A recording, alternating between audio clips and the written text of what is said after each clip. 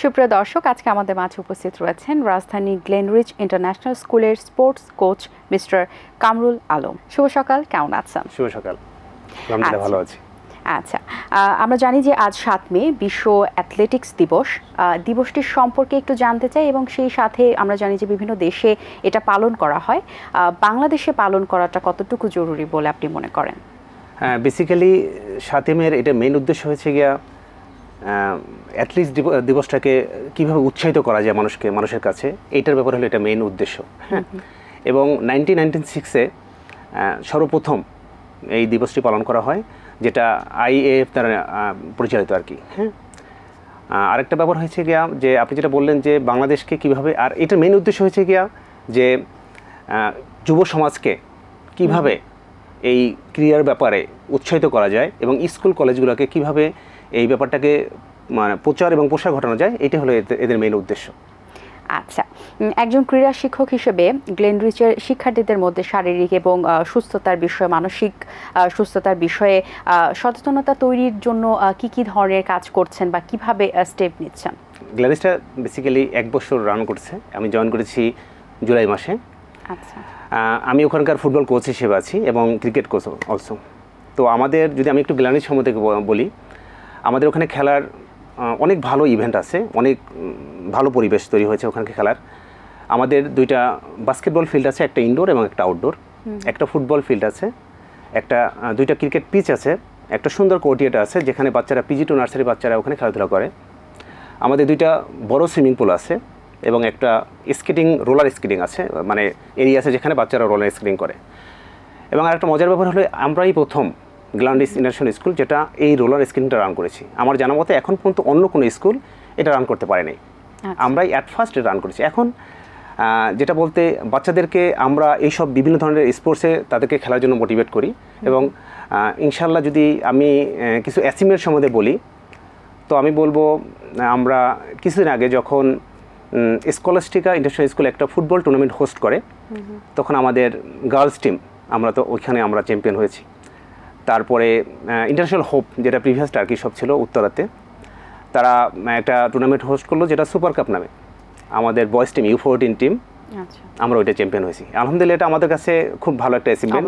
আপনি আসার পরে যে পরিবর্তনটা কি দেখতে পেরেছেন? আমি আসার পরে যে পরিবর্তনগুলো হয়েছে, প্রথম যখন আমি আসলাম তখন বাচ্চাদের মধ্যে খেলাধুলার ব্যাপারে খুব ভালো কমিউনিকেশন ছিল না। আচ্ছা, তো আমার যে প্রিন্সিপাল রমেশ মুদগাল, উনি একজন ইন্ডিয়ান, খুবই ভালো লোক এবং ইন্ডিয়ান লোক অনেক বেশি মাল্টি ট্যালেন্টেড থাকে আমার দেখা চোখে আর কি। উনি আমাকে একদিন অ্যাসেম্বলিতে বললো, কামরুল, বেসিক্যালি আমরা যখন খেলতেছিলাম প্রথম 2-1টা টিম আমরা হেরে গেছি, কারণ আমার বাচ্চাদের সাথে কমিউনিকেশনটা ওরকম, মানে বাচ্চাদের বুঝতে আমার একটু লেট হয়েছিল, যেটা হয় আর কি।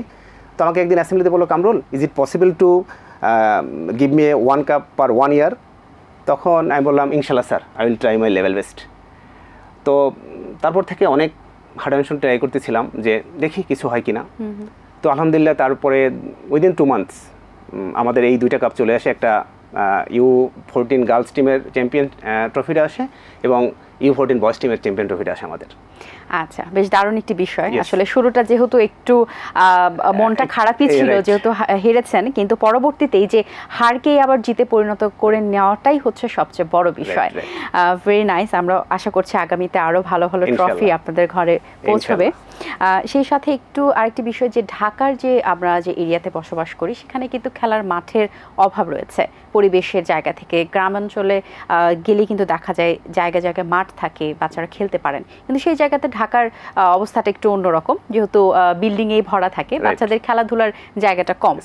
সেই জায়গা থেকে বাচ্চারা কিভাবে তাদের মেধা বিকাশ করতে পারে বা খেলাধুলা? এখন বেসিক্যালি ঢাকার প্রেক্ষিতে যেটা হয়, আমরা যেমন আপনি যে ছোটবেলা চিন্তা করেন, আপনাদের কথাই চিন্তা করেন বা আমাদের কথাই আমরা চিন্তা করি, আমরা স্কুল করার পরেই কী করছি, মাঠে নেমে গেছি, মাঠে নেমে ফুটবল ক্রিকেট যেটা খুশি সেটা খেলতে, কারণ ওইখানে ভালো স্পেস ছিল, জায়গা ছিল। কিন্তু ঢাকা শহরে একেবারে নাই বললেই চলে।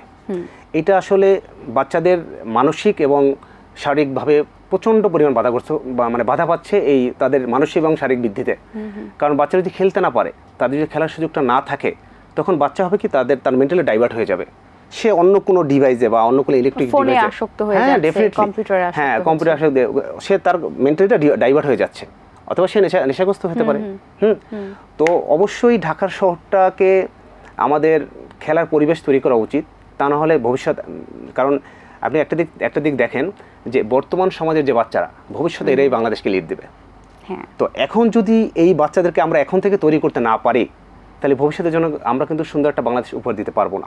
খেলাধুলায় অংশগ্রহণ এবং সেই সাথে একাডেমিক যে সাফল্যের যে অর্জনটা, এই দুটার মধ্যে আসলে সম্পর্কটা কেমন হওয়া উচিত বলে আপনি মনে করেন? ডেফিনেটলি আমি বলবো যে একজন খেলোয়াড় একজন ভালো পড়াশোনা করতে পারবে না, এটা হতে পারে না। যেমন আমি আমার স্কুলের একটু এক্সাম্পল দিই। আমার স্কুলের 3টা টিম আমি রেডি করেছি, যেটা হলো U14 বয়েজ, U14 গার্লস এবং U16 বয়েজ টিম। তো আমার এই ছেলেমেয়েদের মধ্যে যারা এই খেলোয়াড়দের মধ্যে এরাই এবার বাংলা অলিম্পিয়া বলেন, ম্যাথ অলিম্পিয়া বলেন, এরা ভালো ভালো পুরস্কার নিয়ে এসেছে। তার মানে যে একজন এবং একটা বাচ্চা যখন খেলবে তখন কী হয়, সে মানসিকভাবে অনেক প্রফুল্ল থাকে, সে অনেক এনার্জেটিক থাকে এবং সে পড়াশোনায় ওইভাবে ভালো ফোকাস দিতে পারে, কারণ সে একটা ডিসিপ্লিনের মধ্যে চলে আসে। আচ্ছা, শিক্ষার্থীদের অ্যাথলেটিক হিসেবে তৈরি হওয়ার জন্য একজন প্রশিক্ষণ শিক্ষকের দায়িত্ব কতটুকু এবং কিভাবে আসলে তিনি টিচ করবেন বলে আপনি মনে করেন করা উচিত? যেটা আমি করি, আমি কিন্তু এখনও বিভিন্ন সময় নেটে বসে কীভাবে অন্যান্য কান্ট্রিগুলো খেলা ডেভেলপ করতেছে, কি টেকনিকগুলো ফলো করতেছে, আমি কিন্তু ম্যাক্সিমাম সময়গুলো দেখি। তো আসলে শুধু আমি না, আমরা যারা বেসিক্যালি ক্রীড়া শিক্ষক আছি তাদেরকে অবশ্যই এই জিনিসগুলো দেখা উচিত যে বাংলাদেশের থেকে অন্য দেশগুলো কিভাবে এগিয়ে যাচ্ছে খেলার দিক থেকে। তো আমি আমার অনুরোধ থাকবে যে ওরা যে টেকনিকগুলো ফলো করে সেই টেকনিকগুলো আমরা ফলো করব। এবং যেমন মনে করেন যে সাপোজ আমি যদি পর্তুগাল দেখি বা আর্জেন্টিনা মেসিকেই ফলো করি, মেসি তার লেগিংসগুলো কীভাবে ঠিক করতেছে, বা তার সাথে আমার বাচ্চাদের কী ধরনের লেগিংস আছে, এই লেগিংসগুলো কীভাবে ঠিক করা যায়, ওখানে কিছু টেকনিক দেওয়া থাকে। মেসি কীভাবে তার বলটা ডিবলিং করতেছে, বা নেইমার কীভাবে তার বলটা ডিবলিং করতেছে, বা রোনালদো।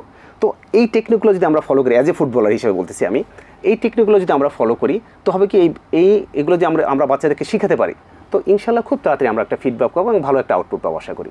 একটা সময় কিন্তু ছিল যে বাচ্চাদের খেলাধুলার ক্ষেত্রে কিন্তু বাবা মারাই আটকাতেন, যে খেলাধুলা হয়তো বা ফিউচার নেই, পড়াশোনাটাকে বেশি প্রায়োরিটি দিতেন। কিন্তু এখন কিন্তু সেই চিত্রটা পরিবর্তন হয়েছে, বা বাবা মারা অনেক সচেতন হয়েছেন এবং বাচ্চাদেরকে অনেক আগ্রহী করে তোলেন।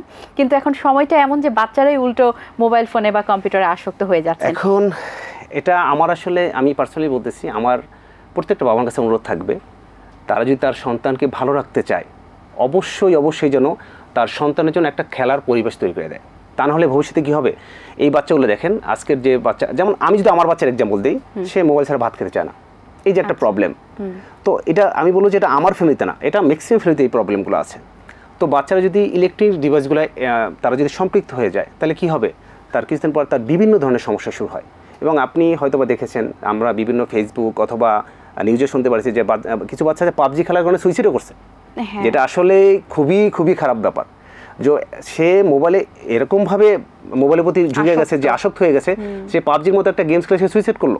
হ্যাঁ, তো আমার রিকোয়েস্ট থাকবে যে বাবা মার কাছে, যে তারা যেন তার সন্তানকে, যদি তার স্কুলে না হোক, আফটার স্কুল হোক বা অন্য কোথাও, যেসব এখন বর্তমানে ঢাকা শহরে হয়তো মাঠ নেই, কিন্তু আমি যতদূর জানি অনেক স্কুল কলেজ মাঠ ভাড়া দিচ্ছে এবং তারা খুব ভালো ট্রেনে দিয়ে বাচ্চাদেরকে ট্রেন আপ করাচ্ছে। আমার মনে হয় প্যারেন্টসদেরও উচিত আরও বেশি সময় দেওয়া। খেলাধুলায় তো অবশ্যই উদ্বুদ্ধ করবেন, তার সাথে সাথে অবশ্যই বাচ্চাকে একটু পর্যাপ্ত সময় দেওয়া, বাচ্চা কি পছন্দ করছেন, বা আসলে কিন্তু প্যারেন্টসের কিছুটা কারণের জন্যই কিন্তু বাচ্চারা মোবাইল ফোনে আসক্ত হন। যখন খেতে বসেন না, মা বাবারাই কিন্তু বলেন যে ঠিক আছে তুমি গেমস দেখতে খেলো বা ভিডিও দেখতে খাও। সো এই কারণে কিন্তু বাচ্চারা আরো বেশি আসক্ত সুযোগ পাচ্ছে বলতে গেলে।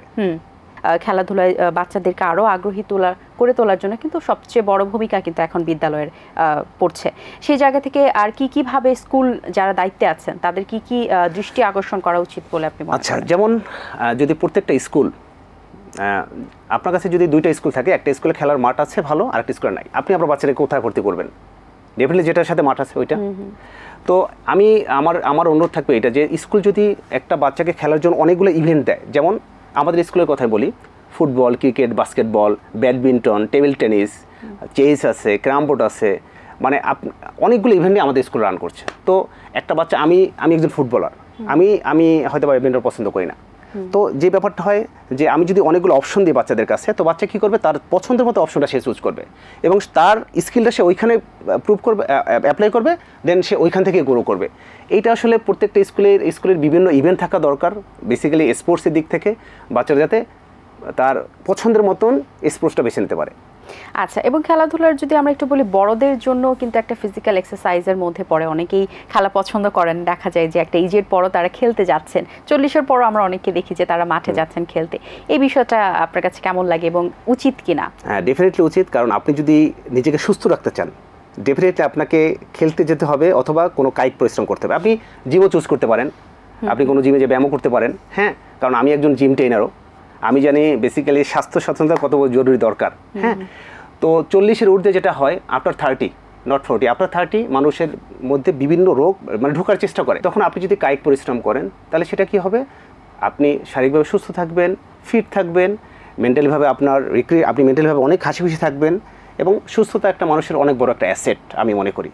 তো অবশ্যই আমি 40 বলবো না, আপনি যত জীবন বেঁচে থাকবেন তত জীবনই খেলাধুলার প্রতি হোক বা আপনাকে কায়িক পরিশ্রম, যে পরিশ্রমগুলো আপনাকে এনার্জি বৃদ্ধি করবে এবং আপনাকে সুস্থ রাখবে সেগুলো করা দরকার। আপনি যেহেতু জিমে আছেন ট্রেনার হিসেবে, আমরা একটু জানতে চাই একজন স্বাভাবিক মানুষের, আসলে প্রাপ্তবয়স্ক মানুষের দৈনিক যে খাদ্য রুটিনটা, কী কী ধরনের খাদ্য আসলে রাখা উচিত? এবং অনেকের একটি ধারণা থাকে যে না খেলে হয়তো বা সে স্লিম হয়ে যাবেন, বা অনেকে জিমে যেতে চান না, এটি একটি আসলে অনেকে লেজিনেস বলা যেতে পারে। তারা আসলে কি কি স্টেপ ফলো করতে পারে? আপনি একটা সহজ এক্সাম্পল আছে, যেমন আপনি যদি চিকন হতে চান, আপনি যদি ফ্যাট বার্ন করতে চান, so you will avoid carbohydrate. তার মানে আপনি ভাত বাদ দিবেন, ডাল বাদ দিবেন, আলু বাদ দিবেন, সুগার এবং রিচ ফুড টাইপের যে খাবারগুলো এগুলো অ্যাভয়েড করবেন। দেন আপনি অবশ্যই আপনার ফ্যাটটা লেস হবে। আর আপনি গ্রো করতে চান, আপনি যেমন অনেকে চিকন আছে, আমার একটু মাসেল গ্রো করা দরকার, সেজন্য অবশ্যই বেশি পরিমাণে প্রোটিন নেয়, যেমন মাছ খাবে, মাংস খাবে, ডিম খাবে, দুধ খাবে, এগুলো যদি সে প্রচুর পরিমাণে নিতে পারে অবশ্যই তার মাসেল গেইন করবে। অবসর সময় পাওয়া হয় কিনা, হলে কি করতে ভালোবাসেন? আমি প্রচুর ট্রাভেল করি, আমি আসলে একজন বাইক রাইডার। হ্যাঁ, আচ্ছা, আমি যখনই সুযোগ পাই আমি চেষ্টা করি বাইক নিয়ে। তবে অবশ্য আমি আননোন জায়গাগুলো খুব চুজ করি, আমি আননোন জায়গা খুব পছন্দ করি, যে জায়গাটা আমি কখনো দেখিনি আমি সেই জায়গায় যাওয়ার খুব এই জায়গায় যাওয়ার জন্য খুব ইন্টারেস্টেড। আচ্ছা, আপনার ভবিষ্যৎ পরিকল্পনা কি আসলে স্পোর্টসকে নিয়ে? আসলে একটা ব্যাপার হলো গিয়া, আমি ছোটোবেলা থেকেই খেলাধুলা খুব পছন্দ করতাম। আমি যখন প্রিসপুরে ছিলাম তখন আমি ওখানকার district wise cricketer, opener pace bowler ছিলাম এবং ফুটবলের অ্যাজ এ ডিফেন্ডার হিসেবে ছিলাম। তখন থেকেই আমার আসলে খেলাধুলার উপর একটা বড় ঝোঁক। তখন থেকে আমার ইচ্ছা ছিল খেলোয়াড় হওয়া, কিন্তু যে কোনো বাই মিস্টেকলি আমি খেলোয়াড় হতে পারিনি। তো আমার চেষ্টা থাকবে যে আমি হয়তো বা নিজে খেলোয়াড় হতে পারিনি, কিন্তু আমার চেষ্টা থাকবে যে অবশ্যই চেষ্টা করবো যে আমার গ্লানিসে যে বাচ্চারা আছে তাদেরকে যেন কোনো একটা বাচ্চাকে যদি আমি জাতীয় ন্যাশনাল পর্যায়ে খেলাতে পারি, তো এটা আমার একটা বড় অ্যাচিভমেন্ট আমি মনে করব। আচ্ছা, খেলাধুলা কিভাবে শিশুদের সামগ্রিক বিকাশে অবদান রাখে? ডেফিনেটলি একটা বাচ্চা যখন খেলাধুলা করবে তার মধ্যে অনেকগুলো জিনিস তৈরি হয়, যেমন লিডারশিপ, ডিসিপ্লিন মেনটেন, এনার্জেটিক থাকে বাচ্চা। লিডারশিপ কীভাবে হয় দেখেন, আমি যখন একটা বাচ্চাকে ক্যাপ্টেন করব তখন সে কী করবে, সে অন্য যে বাচ্চাগুলো আছে তাদেরকে গাইডলাইন দিবে। তার মানে সে লিডারশিপ শিখতেছে যে কীভাবে সে লিডার হবে বা কীভাবে সে লিডারশিপ দেবে। তারপর যেমন একটা বাচ্চা যদি প্রতিদিন বিকালবেলা সে খেলতে যায়, তখন সে করবে কি, একটা টাইমের মধ্যে চলে আসবে। সে সকালে স্কুলে যাবে, তারপরে দুপুরে এসে গোসল করে খাওয়া দাওয়া করবে, তারপর রেস্ট নেবে, বিকালবেলা সে খেলতে যাবে, দেন আবার সন্ধ্যার সময় সে আবার বাসায় এসে তার মতো সে তার অ্যাক্টিভিটিসগুলো করবে। এবং আরেকটা ব্যাপার হলো গিয়া, যখন একটা বাচ্চা খেলাধুলা করবে তখন তার আমাদের একটা ব্রেনে একটা আছে যেটা বার্ন করলে বাচ্চার মেধা বিকাশ ঘটে, এবং এটা একমাত্র খেলাধুলার কারণে সম্ভব। হ্যাঁ, তো বাচ্চা যখন খেলাধুলা করবে তার মেধা বিকাশের কারণে সে পড়াশোনার প্রতি ভালো মনোযোগী হতে পারবে আশা করি আমি। বাচ্চাদের ক্ষেত্রে কি কি খেলার অ্যাক্টিভিটিস রাখা উচিত যারা একটু ছোট বাচ্চা তাদের জন্য? আচ্ছা, যারা ছোট বাচ্চা তাদেরকে আপনি যে কোনো টাইপের, যেমন আমরা মাঝে মাঝে অ্যানুয়াল স্পোর্টস করি, যেটা আমাদের স্কুলে আমরা কিছুদিন আগে করেছি, যেটা রান রেস হয়, তারপর জাম্প হয়, লং জাম্প, হাই জাম্প আমরা করি না কারণ বাচ্চাদের একটা ব্যথা পড়ার একটা পসিবিলিটি থাকে। হাই জাম্প, লং জাম্প হয়।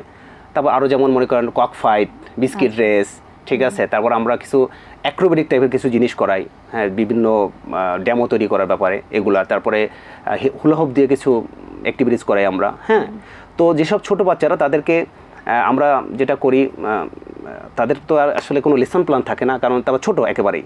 তাদেরকে আমরা বিভিন্ন বলগুলো দেখাই এবং ওগুলোর সম্বন্ধে শিখাই যে এই বল, এটা এরকম খেলতে হবে। বেসিক্যালি তাদের জন্য থিওরিক্যালি বেশি থাকে, এবং মাঠে নিয়ে তাদেরকে জাস্ট একটু ছেড়ে দিই, এরা একটু খেলাধুলা করুক এই জন্য। এবং তাদেরকে এই অ্যাক্রোবেটিক এবং অ্যাথলেটিক্স টাইপের যে জিনিসগুলো আছে এগুলো আমরা বেশি ট্রেন আপ করি।